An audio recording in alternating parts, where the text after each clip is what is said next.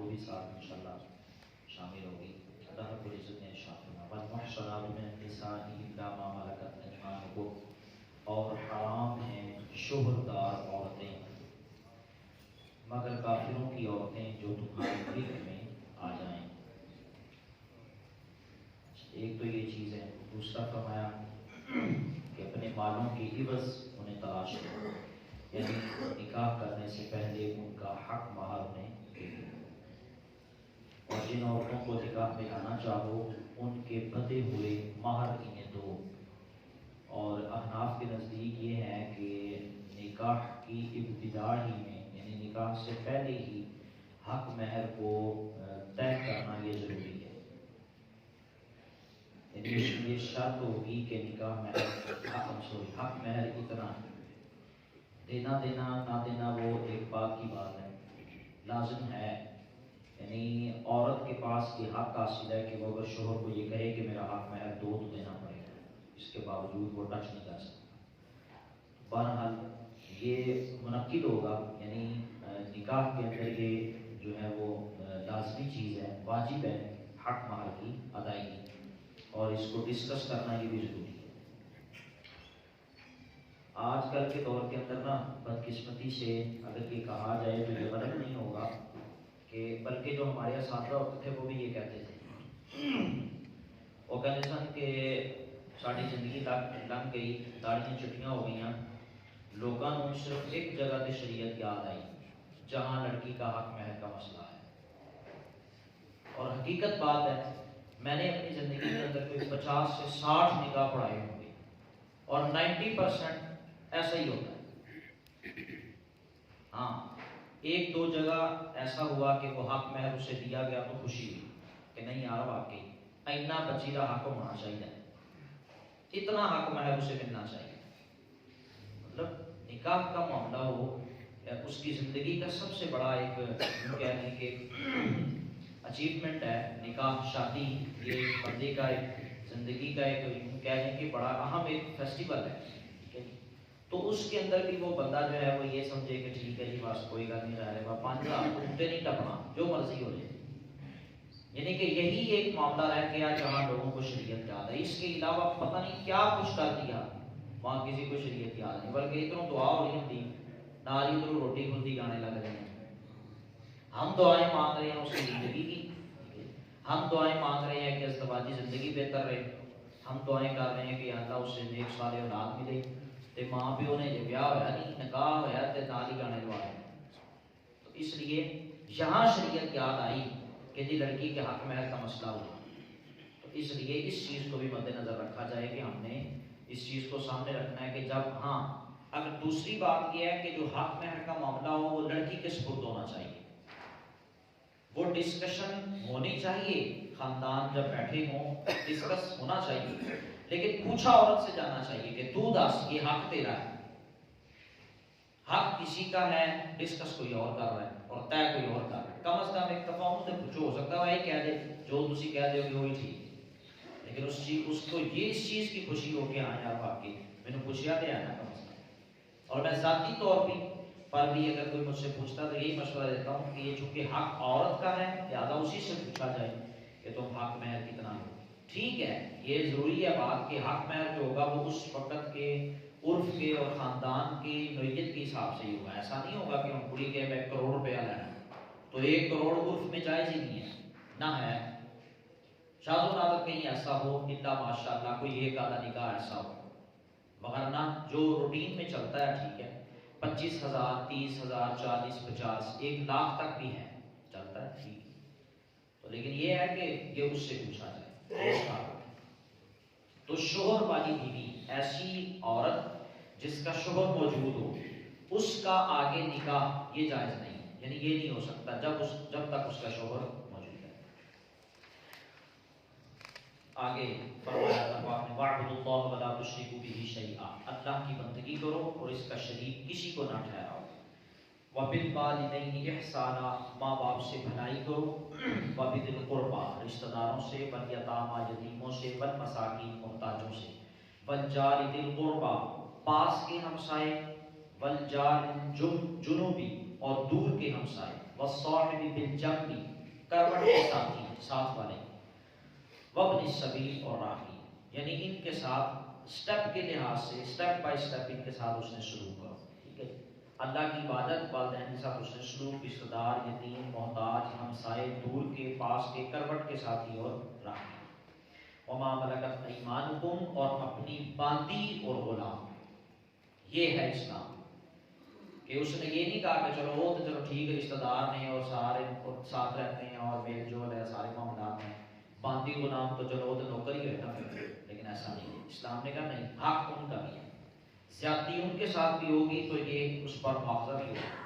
یہاں تک کہ مسند امام اعظم کے اندر حدیث ہے کہ صحابی رسول تھے تو انہوں نے بکریاں رکھی تھی، تو باندی گئی بکریاں چلانے کے لیے، تو ایک بکری ان کی چہیتی تھی، مطلب بڑا پیار کرتے تھے اس بکری سے، وہ باقی بکریاں چرا رہی تھی، تو وہ بکری جو ہے وہ بھیڑیا اس کو کھا گیا، جس طرح بھی ہوا وہ لاپرواہی ہوئی، کیا ہوا کیا نہیں بہرحال، تو وہ بکری کو جس سے وہ پیار کرتے تھے وہ اس بکری کو بھیڑیا کھا گیا، جب وہ گھر آئی بکریاں وغیرہ لے کر تو وہ صحابی نے بلایا، پوچھا اس بکری کے والے سے، تو باندی نے آگے سے کہا کہ وہ یہ معاملہ ہوا تو جس کی وجہ سے، انہوں نے بلایا اور بلا کے نا ان کے منہ پہ تھپڑ مارا، چہرے پہ، جب یہ معاملہ نبی علیہ السلام کی بارگاہ میں گیا تو حضور علیہ السلام نے اس صحابی کو بلا لیا، فرمایا کہ آپ نے ایک مومنہ عورت کے چہرے پر تھپڑ مارا، ایون کہ معافی منگوائی ان سے، آپ اندازہ کریں، اے اہل اسلام، جے عورت نوکرانی سی اور لونڈی سی تو وہاں اسلام نے کہا کہ نہیں، اینو بھی حق دینا ہے، تو جتنے عورت آزاد ہوئے وہ کیسے کہہ سکتی ہے کہ مجھے حق نہیں ملتا، اور وہ صحابی جو ہے انہوں نے پھر معافی مانگی، بلکہ یہاں تک کہ نبی علیہ السلام میں اس کا یہ ہے کہ اب تو اسے آزاد کر دیں، یہاں تک آپ دیکھیں،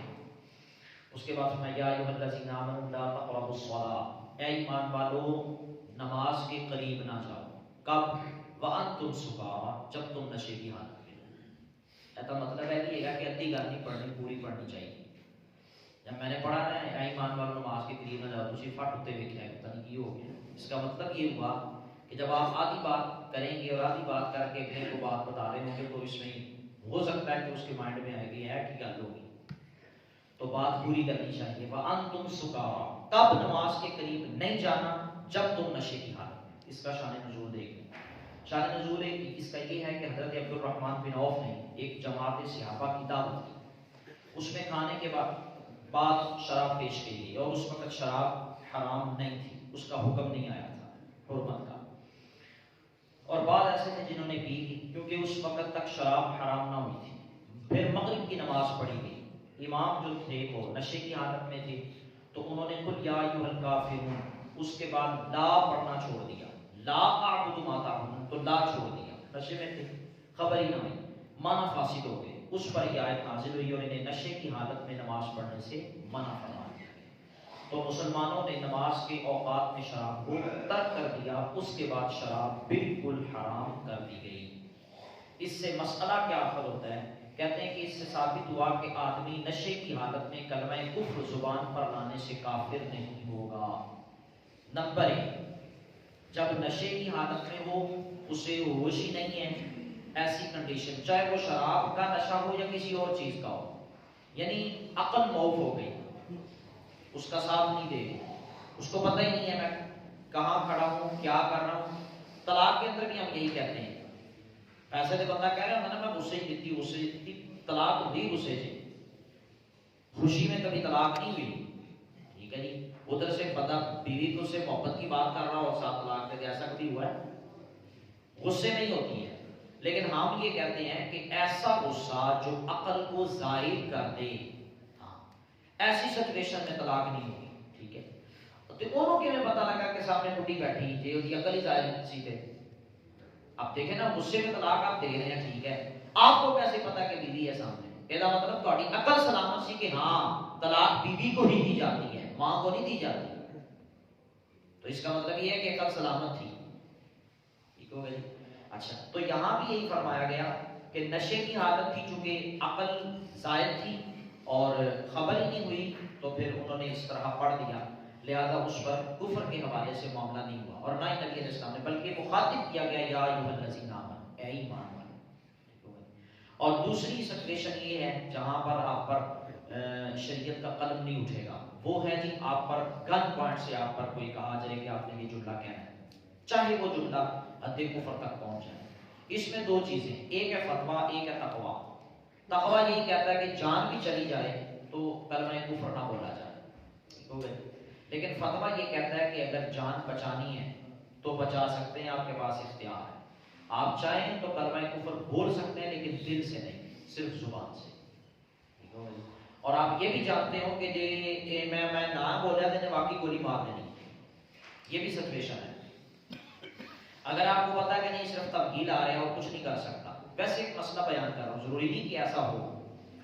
ٹھیک ہے جی، لیکن مسئلے کا پتہ ہونا چاہیے کہ ضروری نہیں ہے کہ ایسا ہو ہی تو پھر ہی۔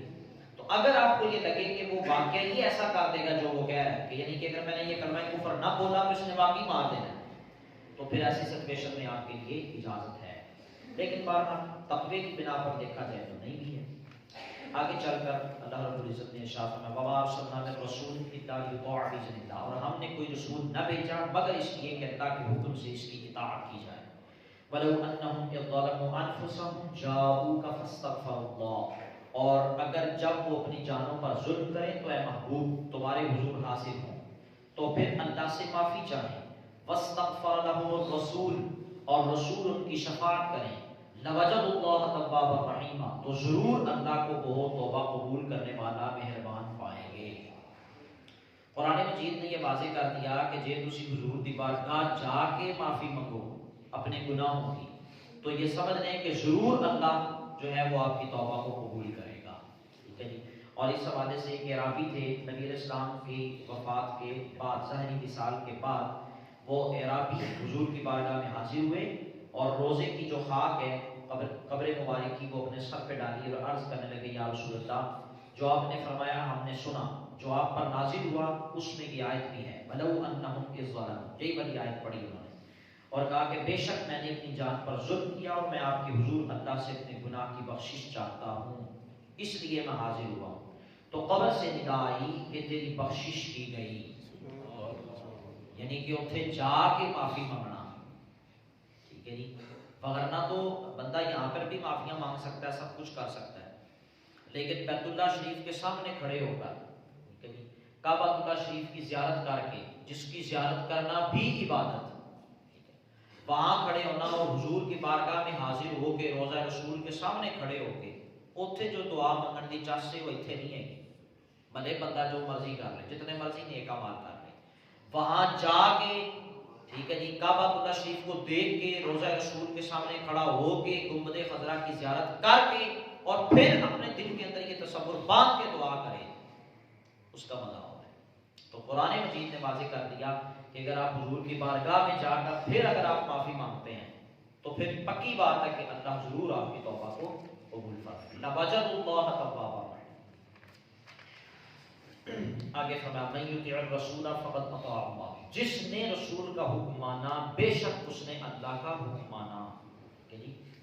وما آتاکم الرسول فخذوه وما نهاکم عنہ فانتهوا، رسول اللہ صلی اللہ تعالی علیہ وآلہ وسلم جو تمہیں دے دیں وہ لے لو،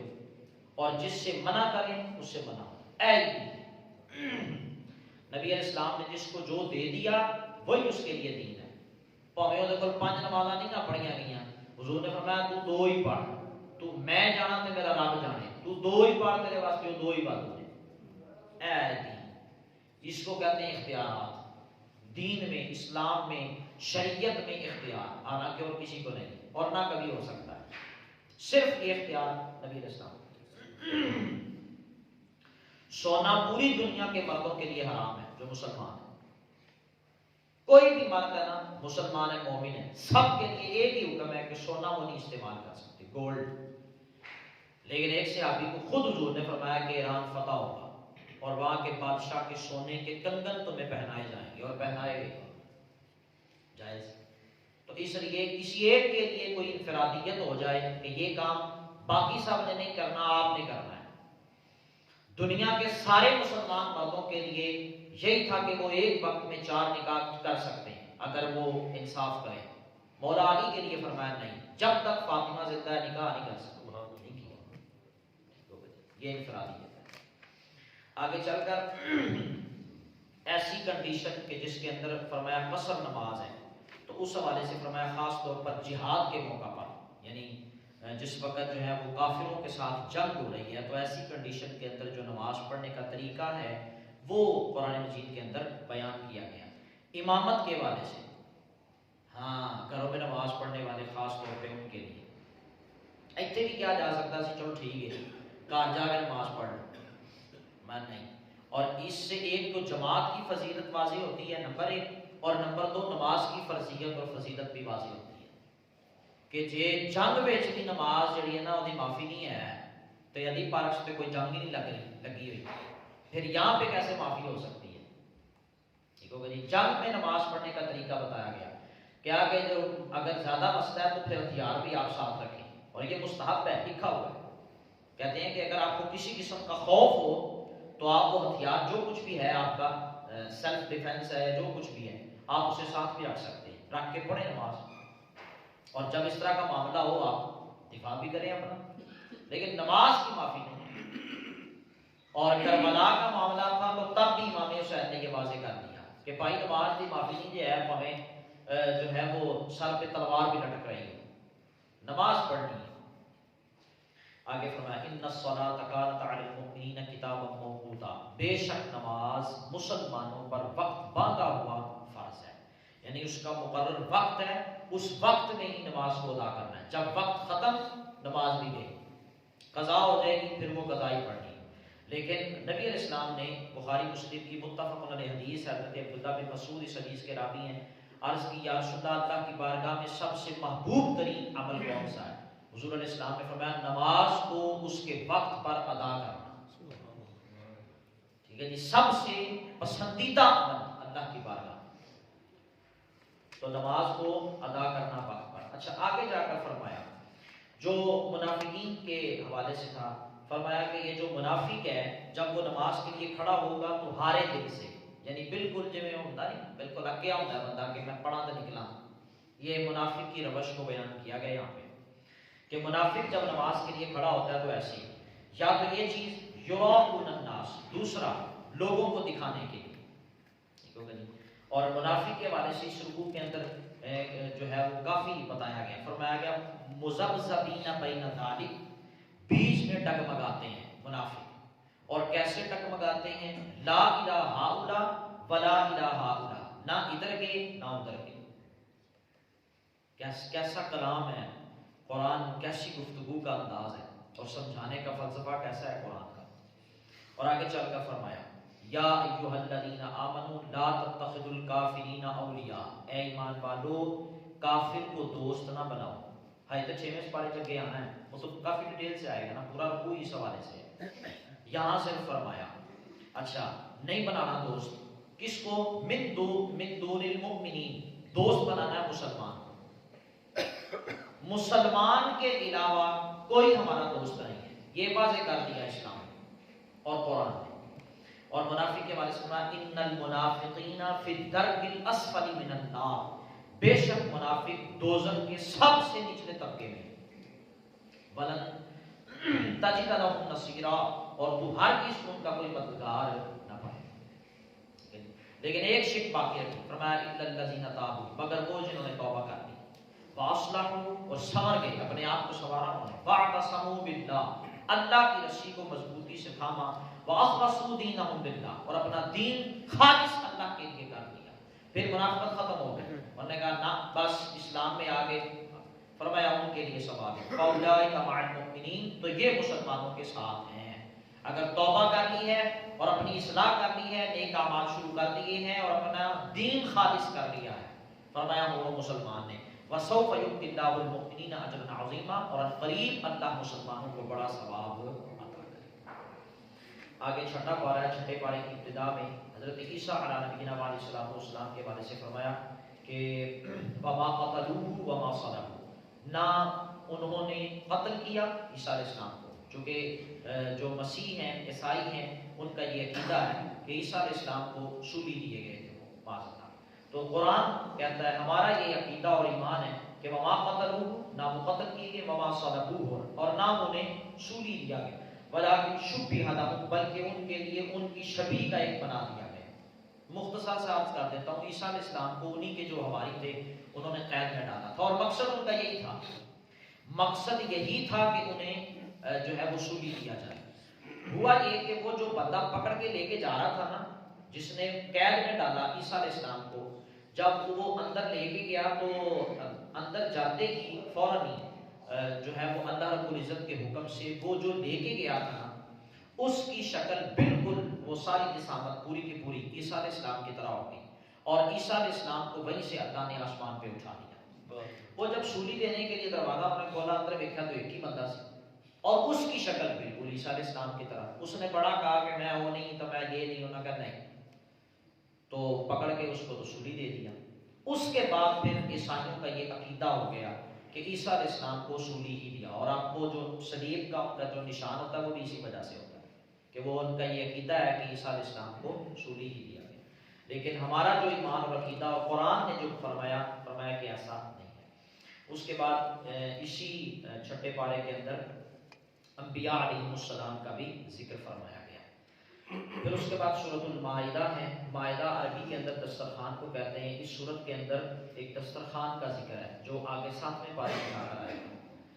خیر ابتدا کے اندر اللہ پاک نے حلال چیزوں کے حوالے سے فرمایا اور حرام چیزوں کے حوالے سے بھی فرما دیا کہ وہ حرام چیزیں جو کسی صورت میں بھی آپ نے استعمال نہیں کرنی وہ کون سی ہیں۔ فرمایا حرمت علیکم المیتہ، تم پر حرام ہے مردار، ٹھیک ہے جی، مردار کو آپ استعمال نہیں کر سکے، والدم خون، ولحم الخنزیر، اور سور کا گوشت، ٹھیک ہے جی۔ یہ جن کو ہم نے دوستی کا معیار رکھا ہوا ہے اور جاری لگائی ہوئی ہے، یہ سب سے زیادہ پسند جس چیز کو کرتے ہیں وہ سور ہی ہے، خنزیر ہے۔ اور اس کے حوالے سے ایک جو اپنا لوگوں کے اندر اور معاشرے کے اندر جو چیز مشہور ہے کہ اس کا نام لینے سے زبان ناپاک ہوتی ہے، اور یہ وہ اس طرح کا کوئی ایسا معاملہ نہیں ہے۔ جب زبان ناپاک ہوتی ہوئے تو قرآن پاک پھر کی کر رہے ہیں خنزیر، تو اس لیے یہ لوگوں کا اپنا ایک بنایا ہوا ہے، ٹھیک ہے وہ الگ بات ہے۔ ایک اور تو ہمیں تھے گل دس، اگر آپ کہتے ہیں نا خنزیر ناپاک ہے، اس تو بڑی گل بھی سن لو۔ اگر خنزیر ناپاک اور آپ اس سے اتنی نفرت کرتے ہیں تو نبی علیہ السلام نے فرمایا یہ جو کتا ہے نا یہ خود ناپاک نہیں ہے، اس کا تھوک ناپاک ہے۔ کتے کا تھوک ناپاک ہے، کتا خود ناپاک نہیں ہے، اور خنزیر کل کا کل ناپاک ہے، سارے کا سارا، اس کا ایک ایک بال تک ناپاک ہے، وہ بھی اگر آپ کے کپڑوں سے ٹچ ہو جاتا ہے تو پھر بھی کپڑا ناپاک ہو جائے گا۔ تو حضور علیہ السلام نے فرمایا کہ خنزیر سارے کا سارا ناپاک ہے، چاہے وہ گیلا ہو یا نہ ہو۔ نبی علیہ السلام نے فرمایا کہ خنزیر سارے کا سارا خود بھی ناپاک ہے، اور اگر وہ پھر بھی غلاظت کے اندر لتھڑا ہوا ہو،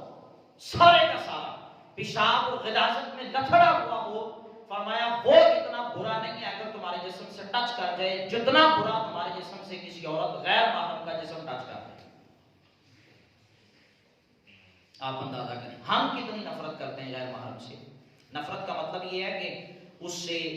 جو ہے وہ حیا والا معاملہ کتنا کرتے ہیں۔ نفرت کا مطلب یہ نہیں ہے کہ وہ ہو آگے کیوں سائڈ پہ ہو،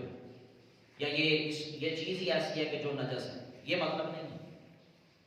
لیکن ہم دیکھیں کہ ہم کس طرح کے، سانوں خنزیر کا نام لینا بڑا مطلب ہو رہا ہے کہ وہ پتہ نہیں کی ہو گیا، لیکن جس چیز سے شریعت نے ہمیں منع کیا وہاں ہماری نفرت کتنی ہوتی ہے، وہاں ہم کتنی کنارہ کشی کر رہے ہوتے ہیں۔ بہرحال فرمایا کہ وَلَحْمُ الْخِنْزِيرِ، سور کا گوشت، وَمَا أُهِلَّ لِغَيْرِ اللَّهِ، اور وہ جس کے ذبح میں غیر خدا کا نام پکارا گیا، یعنی اللہ کے سوا کسی اور کا نام لیا گیا، وہ بھی حرام ہے۔ وَالْمُنْخَنِقَةُ، اور جو گلا گھونٹ کر مرا، وَالْمَوْقُوذَةُ، اور بے دھار کی چیز سے مرا ہوا، وَالْمُتَرَدِّيَةُ، جو گر کر مرا، وَالنَّطِيحَةُ، اور جسے کسی جانور نے سینگ مارا، ٹھیک ہے جی، وَمَا أَكَلَ السَّبُعُ إِلَّا مَا ذَكَّيْتُمْ، اور وہ جسے کوئی درندہ کھا گیا مگر جنہیں تم ذبح کر، ٹھیک ہے، ذبح کیا اور اس انداز سے کیا کہ جو طریقہ تھا، یعنی اللہ کا نام اس کے ذبح کے وقت اس پر لے لیا، ٹھیک ہے، وہ حلال ہے۔ اس کے علاوہ کوئی بھی وہ مردار ہے یا وہ ذبح کرنے کے بغیر مر گیا یا اس پر اللہ کا نام نہ دیا گیا، کسی غیر اللہ کا نام دیا گیا، تو تب بھی وہ حرام ہو گیا۔ اس کے علاوہ جو چیز بھی ہے فرمایا کہ وہ تمہارے لیے جائز ہے، وہ تم کھا سکتے ہو۔ اور اگلی گل دوسری ہے کہ اگر کسی واسطے کوئی چیز نقصان دے، ٹھیک ہے جی، ایسا شخص جو جس کو شوگر ہے اس کے لیے چینی ٹھیک نہیں ہے، وہ استعمال نہیں کرتا، لیکن اس کا مطلب یہ نہیں کہ وہ دوسروں بھی نہ کھان دے۔ ایسا بھی ہوتا ہے معاشرے کے اندر کہ جو چیز آپ کے لیے نقصان دہ ہے اگلے نہیں کہہ رہے تم ہی نہ کھا، بھائی وہ واسطے نہیں نقصان دہ، تھی انہوں ایویں فتوی لا رہے ہو تم ہی نہ کھا، تیرے واسطے بھی غلط ہے اور ٹھیک نہیں ہے۔ اسی طرح میں نے کئی لوگوں کو، اور ان کے فورس کرنے کا مقصد یہ ہوتا ہے، حالانکہ وہ یہ کہہ نہیں رہے ہوتے کہ یہ قرآن و سنت میں لکھ دیا گیا ہے یا یہ قرآن و سنت کے لحاظ سے حرام، وہ اتنی تاکید لا رہے ہوتے ہیں کہ جی واقعی قرآن و سنت میں حرام ہو گیا، ٹھیک ہے جی۔ تو ٹھیک ہے، ایک چیز آپ کے لیے درست نہیں، آپ کے جسم کے لیے درست نہیں ہے، آپ اسے کھائیں گے آپ کو تکلیف ہوگی، بیماری ہوگی، دوسرے کے لیے اگر اس سے اس کو کوئی مسئلہ نہیں تو اسے تو کھانے بشرط یہ کہ وہ حلال ہو۔ اللہ کی بارگاہ میں دعا ہے اور سب کو عمل کی توفیق۔ آمین اللہم صلی علی سیدنا مولانا محمد و آلہ وسلم۔ اللہم انت السلام و منک السلام، تبارک یا ذا الجلال والاکرام۔ مولا کریم تیری فضل و توفیق سے نماز فضل اللہ کی اس کو اپنی بلند بارگاہ میں قبول فرما۔ مولا کریم جو کچھ بھی درس و بیان میں ہم نے سنا اس پر عمل کرنے کی توفیق عطا فرما۔ مولا کریم اس میں جو بھی غلطی کوتاہی ہوئی مولا اپنے محبوب کو سب کو معاف فرما۔ الہ العالمین رمضان مبارک کا یہ عشرہ رحمت کا عشرہ ہے، مولا ہم سب پر اپنی کروڑ رحمتیں نازل فرما۔ مولا کریم حضور علیہ السلام کے تصدق سے اس ماہ مقدس کے اندر ہم سب کو اپنی بخشش اور مغفرت کروانے کی توفیق عطا فرما۔ مولا ہم سب کا خاتمہ بھی ایمان عطا فرما، جس طرح دنیا میں زندگی میں ایمان کی دولت عطا کی، مولا موت کے وقت بھی ہمارا ایمان سلامت فرما۔ وصلی اللہ تعالی علی رسولہ خیر خلقہ محمد وعلی آلہ واصحابہ اجمعین۔